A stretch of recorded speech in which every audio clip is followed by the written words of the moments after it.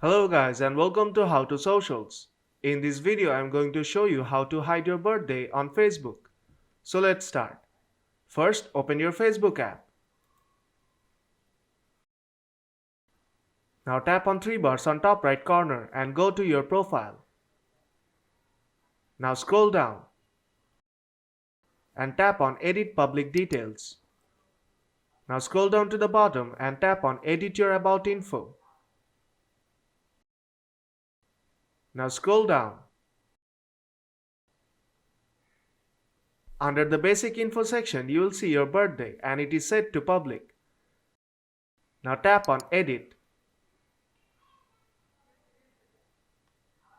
And under your birthday you will see that your audience is set to public. Now tap on Public and then select Only Me. Then tap Save on top right corner. And that's how you can hide your birthday on Facebook. So if this video helped you out, then don't forget to leave a like and see you in the next tutorial.